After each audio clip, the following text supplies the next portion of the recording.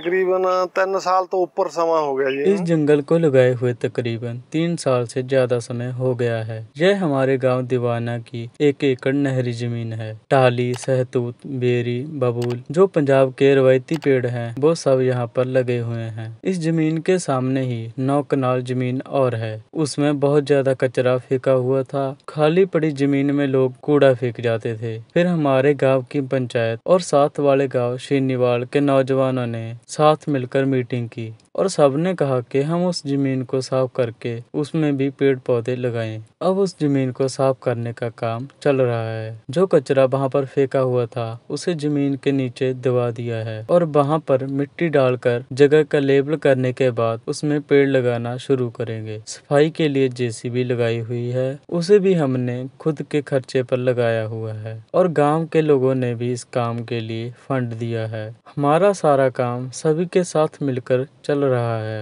ਤੇ ਜੋ ਫੰਡ ਵਗੈਰਾ ਵੱਲੋਂ ਸਾਨੂੰ ਬਾਹਰੋਂ ਮੁੰਡਿਆਂ ने बहुत हेल्प करी है जी। फंड के लिए एनआरआई नौजवानों ने हमारी बहुत मदद की है। रात को हमारे गांव शीनीवाल और दीवाने गांव के सभी लोग यहाँ पर सैर करने आते हैं। यहाँ पर रोशनी का भी अच्छा प्रबंध है। बहुत सारे इस तरह होंगे अभी एक बार दरख्त ला आंदे, दरख्त के दुआले 15 बंदे खड़े होंगे। बहुत बार ऐसा होता है कि लोग एक बार पौधा लगा देते हैं, उसके आसपास 15 लोग खड़े होकर फोटो खिंचाकर चले जाते हैं और अगले वर्ष उसी गड्ढे में पौधा लगा रहे होते हैं। लेकिन इन पौधों को हमारी टीम की तरफ से पाला गया है। ऐसे ही दूसरी साइड भी हम जंगल लगाने जा रहे हैं, उसमें हम सारे ही रवायती पौधे लगा रहे हैं ताकि हम बच्चों को भी रवायती पौधे दिखा पाए। मुश्किल बात यह थी कि यहाँ पर कूड़े के ढेर लगे हुए थे और आसपास के किसान भी इससे परेशान थे। अब हम दूसरे लोगों के लिए यही संदेश देना चाहते हैं कि अगर आप चाहें तो यहाँ पर कूड़े के ढेर लगे हुए हैं,